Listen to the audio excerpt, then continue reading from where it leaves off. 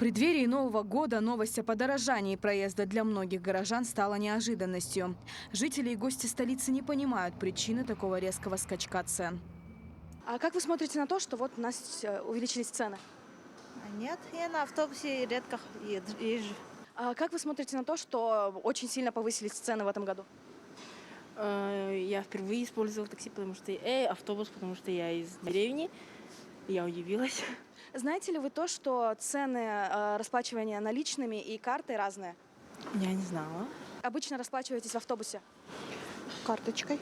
А как вы смотрите на то, что у нас повысились цены? Ну, конечно, я-то, собственно, плачу по социальному, вот мне меньше я плачу. Вот, ну, 40 рублей – это очень дорого для всех. Карта жителей? Конечно, многовато, наверное, для нас-то, для севера. 40 рублей наличными идет, да? У людей не всегда могут быть эти деньги. В автобусе? 40 уже стал, да? Через карты? Ну, как сказать, все цены поднимаются. И так живем, видим еще. Главной причиной увеличения цен на проезд, по мнению городской администрации, является увеличение цен на топливо и запасные части. Также они отмечают, что обслуживание транспорта в условиях севера обходится намного дороже, чем в центральной части страны.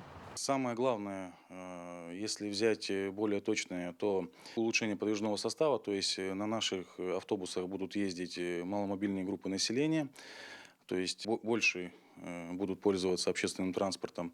Что касается улучшения качества обслуживания, то в данном случае вместимость автобусов будет больше и не будет в часы пик движение затруднено. Соответственно, меньше будет толкучки в автобусе. В администрации городского округа добавили, что увеличение тарифа в том числе связано со стимулированием граждан на переход к альтернативному виду оплаты. Так, разовый проезд по наличному расчету на данный момент составляет 40 рублей, а по безналичному расчету на 4 рубля дешевле. Повышение коснулось всех категорий платежных средств, но в значительно большей степени она коснулась оплаты за наличный расчет.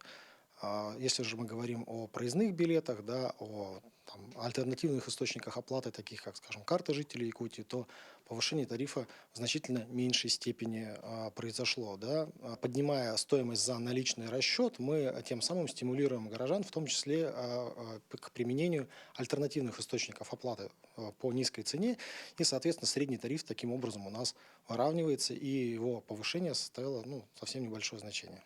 Стоимость проезда в городских автобусах составляет за наличный расчет 40 рублей, по банковской карте 36, по картам «Спутник», транспортным картам с транспортным кошельком и виртуальным картам 30 рублей, по карте жителей Якутии 28 рублей. А проезд с использованием проездных билетов с лимитом 40 поездок на 60 дней составил 950 рублей, с лимитом 60 поездок на 30 дней – 1200 рублей, а с лимитом 60 поездок на 60 дней – 1300 рублей. А также повысились тарифы и на перевозки пассажиров по пригородным маршрутам с 65 рублей до 78 за наличный расчет. По безналичной форме оплаты повышение не такое резкое. По некоторым видам стоимости остается без изменения. При оплате банковской картой проезд составил 68 рублей. По виртуальной карте, по картам «Спутник», по транспортным картам с транспортным кошельком 68 рублей, по карте жителя Якутии, по транспортному приложению карты единого цифрового сервиса жителей Якутии, держатель которой имеет подтвержденный статус многодетной семьи, осталось без изменений 53 рубля.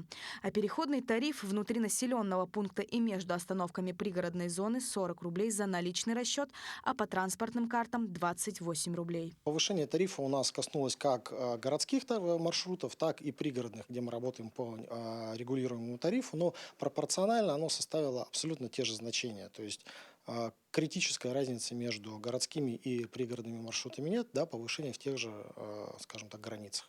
Также в значительной степени мы повысили оплату за наличный расчет и в совершенно незначительной степени оплату за безнал. Некоторые горожане сейчас воздерживаются от использования общественного транспорта, предпочитая пешие прогулки на 2-3 остановки. А тем, кому нужно преодолеть большие расстояния, остается пользоваться альтернативной оплатой в целях экономии своих денежных средств. Желание всех горожан сходится в одном – чтобы цена соответствовала качеству предоставляемой услуги. Галина Чекурова, Семен Семенов, Якутск.